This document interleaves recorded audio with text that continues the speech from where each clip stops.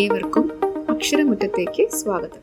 10ാം class അടിസ്ഥാന പാഠാവലി unit 3 അധ്യായം 2 എൻ്റെ ഭാഷ.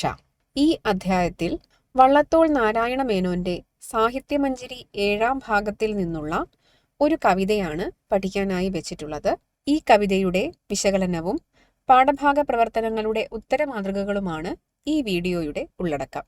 വീഡിയോ മുഴുവനായി കാണാനും പാഠഭാഗ പ്രവർത്തനങ്ങൾ എഴുതിയെടുത്ത് കൃത്യമായി പഠിക്കാനും ശ്രദ്ധിക്കുക. നമുക്ക് ഈ അധ്യായത്തിലേക്ക് കടക്കാം. അതിനു മുൻപ് എന്താണ് സാഹിത്യമഞ്ജരി എന്ന് പറയാം. വള്ളത്തോൾ നാരായണ മേനോന്റെ ഏറ്റവും ശ്രദ്ധേയമായ കുറേ അധികം കവിതകളുടെ സമാഹാരം അഥവാ കളക്ഷനാണ് സാഹിത്യമഞ്ജരി എന്നറിയപ്പെടുന്നത്. ഇതിന് 11ഓളം ഭാഗങ്ങളാണ് ഉള്ളത്. അതിൽ 7ാം ഭാഗത്തിൽ ഉൾപ്പെട്ടിട്ടുള്ള ഒരു കവിതയാണ് എൻ്റെ ഭാഷ എന്ന് പറയുന്നത്. സാഹിത്യമഞ്ജരിയിൽ ഉൾപ്പെടുന്ന ഒട്ടനവധി കവിതകളുടെ സ്വഭാവം നോക്കിയാൽ അവ വായനക്കാരിൽ മാതൃഭാഷാ സ്നേഹവും ദേശസ്നേഹവും വളർത്തുവാൻ ഉദ്ദേശിച്ച് എഴുതപ്പെട്ടവയാണ് എന്ന് മനസ്സിലാക്കാൻ സാധിക്കും. അത്തരത്തിലുള്ള ഒരു കവിതയാണ് എൻ്റെ ഭാഷ. അതായത് ഒരു മനുഷ്യന് അവൻ്റെ ഭാഷ, അതായത് മാതൃഭാഷ എത്രമാത്രം പ്രധാനമാണ് എന്നും മാതൃഭാഷ അവനെ എങ്ങനെയെല്ലാം പിന്തുണയ്ക്കുന്നു, എങ്ങനെയെല്ലാം പരിപോഷിപ്പിക്കുന്നു, ഒരു വ്യക്തി എന്ന നിലയിൽ അവനെ എങ്ങനെയെല്ലാം വളർത്തുന്നു തുടങ്ങിയ കാര്യങ്ങളെല്ലാം വ്യക്തമാക്കുന്ന ഒരു കവിതയാണ് എൻ്റെ ഭാഷ.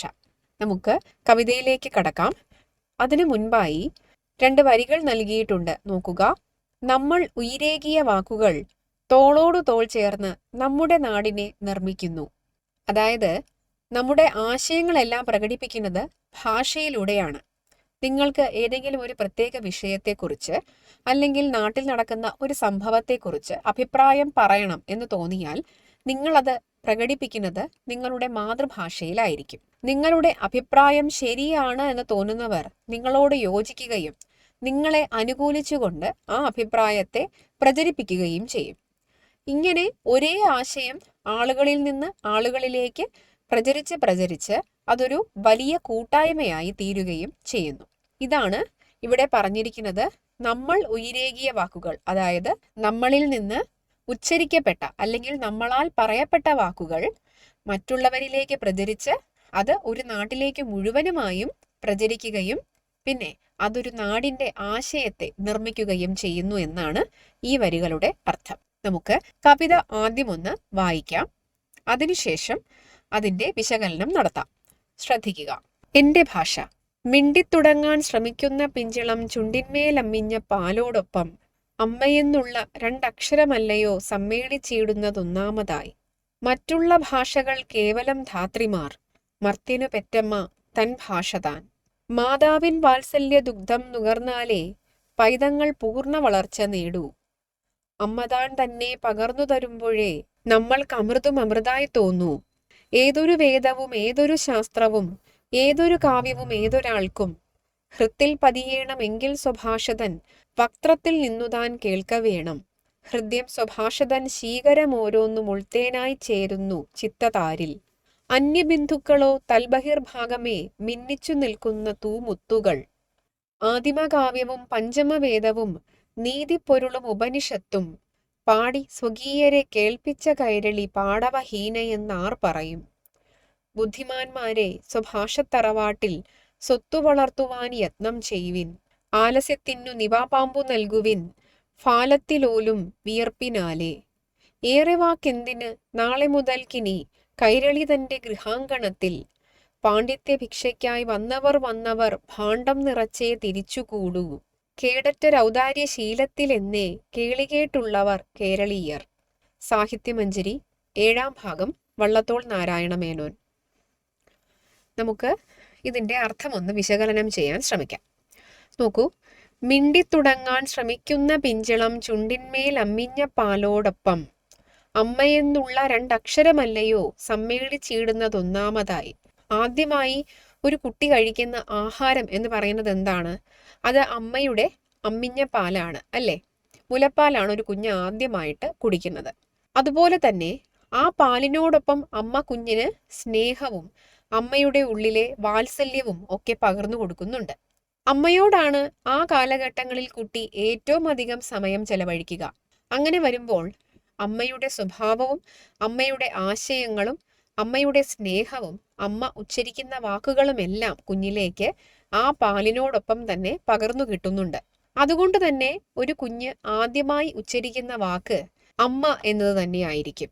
അപ്പോൾ അമ്മിഞ്ഞ പാലിനോടൊപ്പം അമ്മയുടെ ഉള്ളിലെ സ്നേഹവും വാത്സല്യവും ഭാഷയും ഒക്കെ ആ കുഞ്ഞിന് പകർന്നു കൊടുക്കുകയും അതിന്റെ ഫലമായി കുഞ്ഞ് ആദ്യമായി അമ്മ എന്ന രണ്ടക്ഷരം തന്നെ ഉച്ചരിക്കുകയും ചെയ്യുന്നു. മറ്റുള്ള ഭാഷകൾ കേവലം ധാത്രിമാർ, മർത്യനു പെറ്റമ്മ തൻ ഭാഷ താൻ. മറ്റുള്ള ഭാഷകൾ എങ്ങനെയാണ്? കേവലം ധാത്രിമാർ, അതായത് വളർത്തമ്മമാരാണ്. മറ്റുള്ള ഭാഷകളെല്ലാം നമ്മെ വളർത്തുന്ന, അതായത് നമ്മൾ ജോലിക്കായിട്ടോ പഠിക്കാനോ ഒക്കെ ആയിട്ട് മറ്റൊരു ദേശത്തേക്ക് പോകുമ്പോൾ അവിടെ നിന്ന് നമ്മൾ പഠിക്കുന്ന ഭാഷ എന്ന് പറയുന്നത് നമ്മെ ഏതെങ്കിലും തരത്തിൽ പരിപോഷിപ്പിക്കുക എന്ന ഉദ്ദേശത്തോടു കൂടിയുള്ള ഒന്നായിരിക്കും. അതായത് മറ്റുള്ള ഭാഷകൾ നമുക്ക് ഉപജീവന മാർഗമായിട്ടോ അല്ലെങ്കിൽ ഒരു നാട്ടിൽ അതിജീവിക്കുന്നതിന്, ആ നാട്ടിൽ ജീവിച്ചു പോകുന്നതിനും ഒക്കെ സഹായിക്കുന്ന ഭാഷയാണ് മറ്റുള്ള ഭാഷകൾ. എന്നാൽ മർത്യനു പെറ്റമ്മ തൻ ഭാഷ താൻ. ഇനി ഏതു നാട്ടിൽ പോയി ജീവിച്ചാലും നമ്മുടെ സ്വന്തം ഭാഷ തന്നെയാണ് എപ്പോഴും നമ്മുടെ നാവിൽ വരിക. നാം ചിന്തിക്കുന്നത് നമ്മുടെ ഭാഷയിലായിരിക്കും, നാം സങ്കടപ്പെടുന്നത് നമ്മുടെ ഭാഷയിലായിരിക്കും, നാം ദേഷ്യപ്പെടുന്നതും നമ്മുടെ ഭാഷയിലായിരിക്കും, അല്ലേ? അപ്പോൾ അങ്ങനെയുള്ള ഭാഷ, മാതൃഭാഷ നമ്മുടെ പെറ്റമ്മയെ പോലെ എപ്പോഴും നമ്മോട് കൂടെയുള്ളതും മറ്റു ഭാഷകൾ നമുക്ക് ഓരോരോ സാഹചര്യങ്ങളിൽ ആവശ്യങ്ങൾക്ക് ഉപകരിക്കുന്നതുമാണ് എന്ന് മനസ്സിലാക്കുക. മാതാവിൻ വാത്സല്യ ദുഗ്ധം നുകർന്നാലേ പൈതങ്ങൾ പൂർണ്ണ വളർച്ച നേടൂ. ഒരമ്മയുടെ വാത്സല്യമാകുന്ന പാൽ കുടിച്ചാലാണ് കുട്ടികൾക്ക് പൂർണ്ണ വളർച്ച എത്താൻ കഴിയുന്നത്. അമ്മതാൻ തന്നെ പകർന്നു തരുമ്പോഴേ നമ്മൾക്ക് അമൃതവും അമൃതായി തോന്നൂ. നമ്മൾ കഴിക്കുന്നത് അമൃതാണെങ്കിൽ തന്നെയും അത് ആര് തരണം? നമ്മുടെ അമ്മ തരണം, സ്നേഹത്തോടു കൂടി തരണം. എങ്കിൽ മാത്രമേ നമുക്ക് അത് അമൃതമായിട്ട് തോന്നുകയുള്ളൂ. ഇനി അമൃതല്ല അമ്മ തരുന്നതെന്ന് വിചാരിക്കുക, കുറച്ച് പാലായിരിക്കട്ടെ, അല്ല എന്നുണ്ടെങ്കിൽ ഏതെങ്കിലും ഒരു വിഭവമായിക്കൊള്ളട്ടെ, അത് പകർന്നു തരുന്നത് അമ്മയാണെങ്കിൽ നമുക്കത് അതിവിശിഷ്ടമായിട്ട് തോന്നും. അതുപോലെ നാം ഏതൊരു കാര്യം പഠിക്കുന്നതോ, കഥയാകട്ടെ, നോവലാകട്ടെ, കവിതകളാകട്ടെ, അല്ലെങ്കിൽ വാർത്തകളാകട്ടെ, എന്ത് തന്നെയാണെങ്കിലും നമ്മൾ പുതുതായി പഠിക്കുകയോ അറിയുകയോ ചെയ്യുന്നത് സ്വന്തം ഭാഷയിലാണെങ്കിൽ അതിന് നമുക്ക് കൂടുതൽ മാധുര്യം തോന്നും, അതിനോട് നമുക്ക് കൂടുതൽ അടുപ്പം തോന്നും, കൂടുതൽ നന്നായി നമുക്ക് ആ കാര്യം മനസ്സിലാകും എന്നർത്ഥം. മനസ്സിലായോ? അതായത് ഇവിടെ പറഞ്ഞിരിക്കുന്നത് അമ്മയുടെ വാത്സല്യ ദുഗ്ധം, അമ്മയുടെ വാത്സല്യമാകുന്ന പാൽ കുടിച്ചാണ് കുഞ്ഞുങ്ങൾ പൂർണ്ണ വളർച്ച എത്തുന്നത്.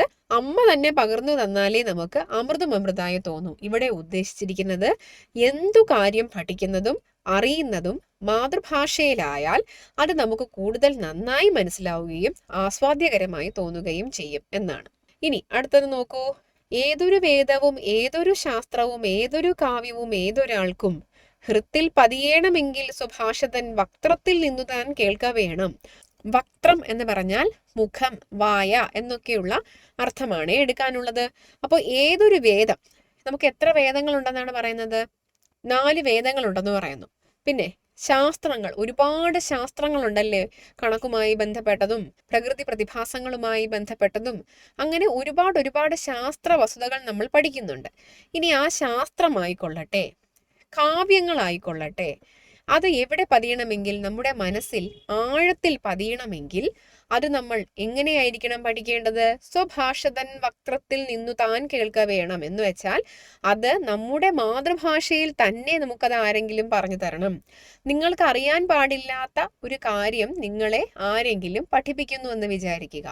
അത് നിങ്ങൾക്കറിയാത്ത ഒരു ഭാഷയിൽ പറഞ്ഞു തന്നാൽ അത് മനസ്സിലാക്കി എടുക്കാൻ കുറെ സമയമെടുക്കും. അപ്പൊ നിങ്ങൾക്കൊക്കെ ഇത് കേൾക്കുന്ന നിങ്ങളിൽ ചിലർക്കെങ്കിലും തമിഴും ഹിന്ദിയും ഒക്കെ അറിയാമായിരിക്കും, ഇംഗ്ലീഷും ഒക്കെ അറിയാമായിരിക്കും.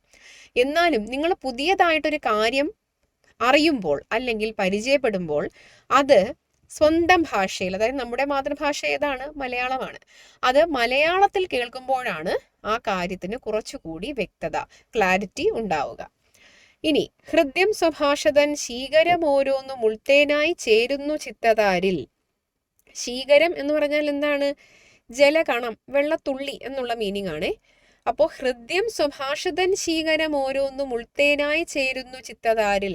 സ്വന്തം ഭാഷയിലെ, നമ്മുടെ മാതൃഭാഷയിലെ ഓരോ വാക്കും, അതായത് ഭാഷയിലെ ഓരോ തുള്ളിയും നമുക്ക് നമ്മുടെ ഉള്ളിൽ എന്തായിട്ടാണ് ചേരുന്നത്? തേന് പോലെ ഹൃദ്യമായിട്ടാണ് നമുക്ക് അനുഭവപ്പെടുന്നത്. അന്യബിന്ദുക്കളോ തൽബഹിർഭാഗമേ മിന്നിച്ചു നിൽക്കുന്ന തൂമുത്തുകൾ. തൽബഹിർഭാഗം എന്ന് പറഞ്ഞാൽ അതിൻ്റെ പുറമേക്ക്. അന്യബിന്ദുക്കൾ, അതായത് മലയാളമല്ലാത്ത മറ്റു ഭാഷകളെയാണ് ഇവിടെ അന്യബിന്ദുക്കൾ എന്ന് പറഞ്ഞിരിക്കുക. അന്യബിന്ദുക്കൾ എങ്ങനെയുള്ളവയാണ്? നമ്മുടെ മനസ്സിന്റെ പുറത്ത് നിൽക്കുന്നവ, നമ്മുടെ മനസ്സിന്റെ പുറത്ത് വെറും അലങ്കാര വസ്തുക്കളെ പോലെ പ്രവർത്തിക്കുന്നവയാണ് മറ്റ് ഭാഷകൾ. അതായത് നമ്മുടെ മാതൃഭാഷ നമ്മുടെ ഹൃദയത്തിൽ കുടികൊള്ളുന്നു. അതായത് മാതൃഭാഷ എന്നും നമ്മോട് കൂടിയുള്ളതാണ്.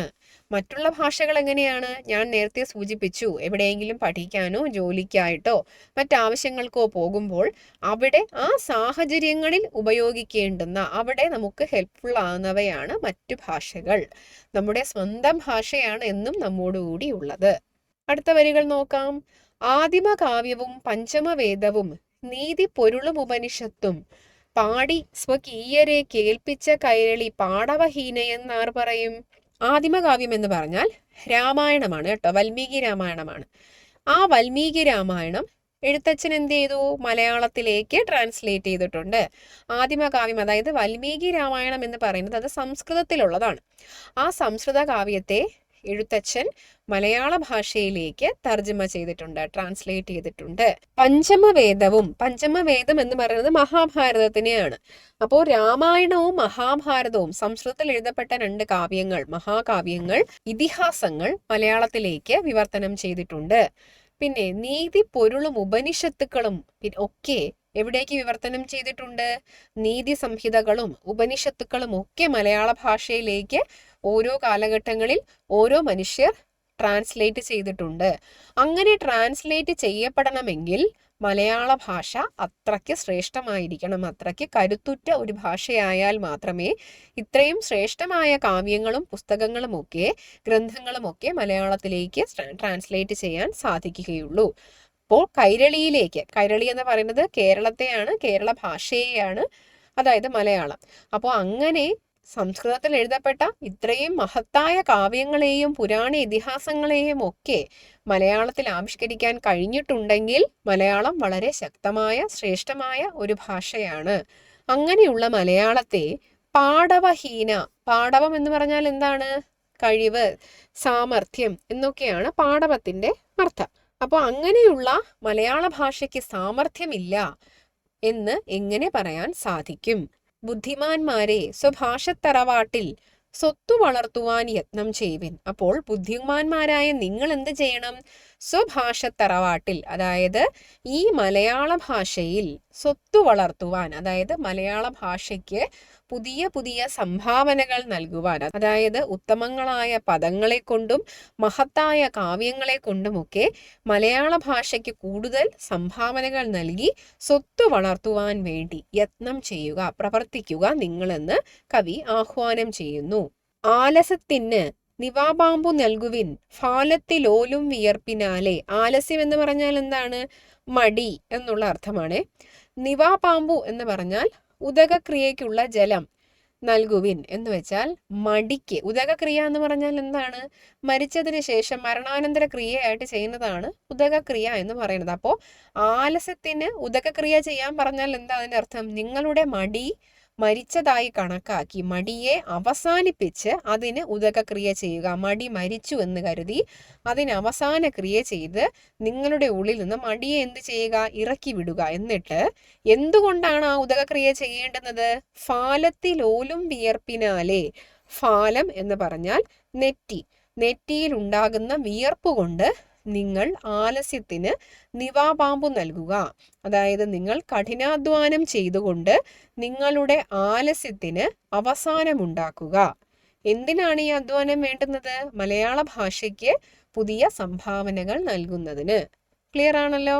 അതായത് മലയാള ഭാഷയിലേക്ക് പുതിയ പദങ്ങളാകട്ടെ പുതിയ കാവ്യങ്ങളാകട്ടെ അവ സംഭാവന ചെയ്തുകൊണ്ട് നിങ്ങൾ മലയാള ഭാഷയെ വളർത്തുക. അതിനുവേണ്ടി നിങ്ങൾ കഠിനാധ്വാനം ചെയ്യുക.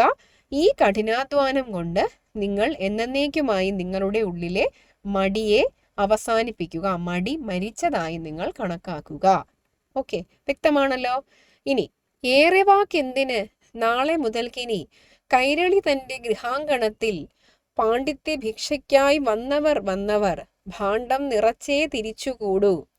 എന്തിനധികം പറയുന്നു? ഏറെ എന്തിനധികം പറയുന്നു? നാളെ മുതൽക്കിനി കൈരളി തന്റെ ഗൃഹാങ്കണത്തിൽ, നാളെ മുതൽ കേരളത്തിലേക്ക് പാണ്ഡിത്യ ഭിക്ഷയ്ക്കായി വന്നവർ എന്തെങ്കിലുമൊക്കെ വിദ്യ അഭ്യസിക്കാൻ വേണ്ടി വന്നവരൊക്കെയും ഭാണ്ഡം നിറച്ചേ തിരിച്ചുകൂടൂ. ഇവിടെ നിന്ന് അളവറ്റ അറിവും നേടിയേ തിരിച്ചു മടങ്ങുകയുള്ളൂ. ഇപ്പൊ നിങ്ങൾക്കറിയാമായിരിക്കും, നിങ്ങൾ ചരിത്രം പഠിക്കുന്ന കുട്ടികളാണ്. ഇവിടെ ഒരുപാട് മിഷണറിമാരൊക്കെ വന്നിട്ടുണ്ടല്ലേ പണ്ട്. ഇന്ത്യക്ക് സ്വാതന്ത്ര്യം കിട്ടുന്നതിനൊക്കെ ഒരുപാട് മുൻപ് ഇവിടെ കുറെ ക്രിസ്ത്യൻ മിഷണറിമാരൊക്കെ വന്നിട്ടുണ്ടായിരുന്നു. ആ വന്നവരൊക്കെ കേരളത്തെക്കുറിച്ച് ഒരുപാട് കാര്യങ്ങൾ പഠിച്ച് പുതിയ പുതിയ പുസ്തകങ്ങളും മറ്റുമൊക്കെ എഴുതിയിട്ടുണ്ട്. ആ പുസ്തകങ്ങളിൽ നിന്ന് നമുക്ക് എന്താ മനസ്സിലാകുന്നത്? കേരളത്തെക്കുറിച്ച് പഠിച്ചാലും തീരാത്തത്ര അറിവിന്റെ ഭണ്ഡാരമാണ് കേരളം. പിന്നെ ഈ ഭാഷ, നമ്മുടെ ഭാഷയുടെ ചരിത്രവും ഒരിക്കലും പഠിച്ചാൽ തീരാത്തത്രയും ഉണ്ട് എന്ന് നമുക്ക് മനസ്സിലാക്കാം. അപ്പോൾ ഇവിടേക്ക്, കേരളത്തിലേക്ക് ഈ ഭാഷയെക്കുറിച്ചും സംസ്കാരത്തെക്കുറിച്ചും പഠിക്കാൻ വരുന്നവർക്കെല്ലാം നിറഞ്ഞ അറിവ് ഇനി കിട്ടും എന്ന് മനസ്സിലാക്കണം. കാരണം നമ്മുടെ ഭാഷ അത്രമേൽ ശ്രേഷ്ഠമാണ് എന്നാണ് വള്ളത്തോൾ പറയുന്നത്. കേടറ്റരൗദാര്യ ശീലത്തിലെന്നേ കേളികേട്ടുള്ളവർ കേരളീയർ. കേടറ്റരൗദാര്യം എന്ന് പറഞ്ഞാൽ എന്താണ്? ഒരു കുറവുമില്ലാത്ത ഔദാര്യം. ഇവിടെ വരുന്നവർക്ക് എല്ലാ സഹായങ്ങളും ചെയ്തു കൊടുക്കുന്നവരാണ് കേരളീയരെന്ന് പണ്ടേ കേളി കേട്ടിട്ടുണ്ട്, എന്ന് വെച്ചാൽ കീർത്തി കേട്ടിട്ടുണ്ട്. കേരളീയരുടെ ഔദാര്യശീലത്തെക്കുറിച്ച്, ഹെൽപ്പിംഗ് മെന്റാലിറ്റിയെക്കുറിച്ച് ഒരുപാട് കീർത്തി കേട്ടിട്ടുണ്ട്. പ്രശസ്തമാണ് കേരളീയരുടെ ഔദാര്യശീലം എന്ന് കവി പറയുന്നു. ഓക്കെ, അപ്പോൾ കവിതയുടെ മൊത്തത്തിലുള്ള ആശയം എന്താണ്? നമ്മുടെ മാതൃഭാഷയാണ് നമുക്ക് ഏറ്റവും പ്രധാനം. നമ്മുടെ മാതൃഭാഷയാണ് നമ്മെ എല്ലാ കാര്യങ്ങളിലും സഹായിക്കുന്നത്, നമ്മെ വളർത്തുന്നത്. നമ്മുടെ ആശയങ്ങളും നമ്മുടെ കഴിവുകളും നമ്മുടേതായിട്ടുള്ള ചിന്തകളുമൊക്കെ നമുക്ക് ആവിഷ്കരിക്കാൻ സാധിക്കുന്നത് നമ്മുടെ മാതൃഭാഷയിലാണ്. അങ്ങനെയുള്ള മാതൃഭാഷയെ നാം നമ്മുടെ അമ്മയെ പോലെ പരിഗണിക്കണം. അതേസമയം മറ്റുള്ള ഭാഷകളെല്ലാം നമ്മുടെ വളർത്തമ്മമാരാണ്. കാരണം അവർ നമുക്ക് വിദ്യാഭ്യാസത്തിനും തൊഴിലിനുമൊക്കെ സഹായിക്കുന്നതിന് വേണ്ടി ഓരോരോ സാഹചര്യങ്ങളിൽ ഉപകരിക്കുന്നവരാണ്. പക്ഷേ അവരെ നമുക്ക് നമ്മുടെ ഹൃദയത്തോട് ചേർത്ത് നിർത്താൻ സാധിക്കുകയില്ല. നമ്മുടെ ഹൃദയത്തോട് ചേർന്ന് നിൽക്കുന്നത് നമ്മുടെ ഭാഷ തന്നെയായിരിക്കും. ഏതു കാര്യവും നമുക്ക് വ്യക്തമായി മനസ്സിലാകണമെങ്കിൽ അത് നാം നമ്മുടെ മാതൃഭാഷയിൽ തന്നെയായിരിക്കണം പഠിക്കാനുള്ളത് അല്ലെങ്കിൽ അറിയാനുള്ളത്. അപ്പോൾ അങ്ങനെയൊക്കെയുള്ള ഒരു മഹത്തായ ഭാഷയിലാണ് നാം പരിചയിക്കുന്നത്. അങ്ങനെയുള്ള ശ്രേഷ്ഠമായ ഒരു ഭാഷയാണ് നമ്മുടെ മലയാളം. അങ്ങനെയുള്ള മലയാള ഭാഷ യാതൊരു കുറ്റങ്ങളും കേടുപാടുകളും ഇല്ലാത്തതാണ്. കേരളത്തിലേക്ക് മലയാള ഭാഷ പഠിക്കാനും മലയാള സംസ്കാരം പഠിക്കാനുമായി വരുന്നവരെല്ലാം ഇവിടെ നിന്ന് മടങ്ങുന്നത് നിറഞ്ഞ പാണ്ഡിത്യം നേടിയിട്ടാണ്. ഇങ്ങനെയുള്ള കാര്യങ്ങളൊക്കെയാണ് ഇതിനകത്ത് വള്ളത്തോൾ നാരായണ മേനോൻ പറഞ്ഞിരിക്കുന്നത്. അതായത് മലയാള ഭാഷയെക്കുറിച്ചും മലയാള ഭാഷയുടെ മഹത്വത്തെക്കുറിച്ചും പ്രഖ്യാപിക്കുന്ന ഒരു കവിതയാണ് വള്ളത്തോൾ നാരായണ മേനോന്റെ എൻ്റെ ഭാഷ എന്ന് പറയുന്നത്. അപ്പോൾ അദ്ദേഹത്തിന്റെ നിറഞ്ഞ ദേശസ്നേഹവും ഭാഷാസ്നേഹവുമാണ് നമുക്ക് ഈ കവിതയിലെ വരികളിൽ നിന്ന് വ്യക്തമാകുന്നത് എന്ന് ഓർക്കുക. തുടർന്ന് ഈ അധ്യായത്തിന്റെ പാഠഭാഗ പ്രവർത്തനങ്ങളുടെ ഉത്തര മാതൃകകളാണ് വരുന്നത്. പാഠഭാഗ പ്രവർത്തനങ്ങൾ കൃത്യമായി എഴുതിയെടുത്ത് പഠിക്കാനും അവയെ മുൻനിർത്തി നിങ്ങളുടേതായ ഉത്തരങ്ങൾ രൂപീകരിക്കാനും ശ്രദ്ധിക്കുക. നിങ്ങളുടെ അഭിപ്രായങ്ങളും നിർദ്ദേശങ്ങളും കമന്റുകളായി രേഖപ്പെടുത്തുക. നന്ദി.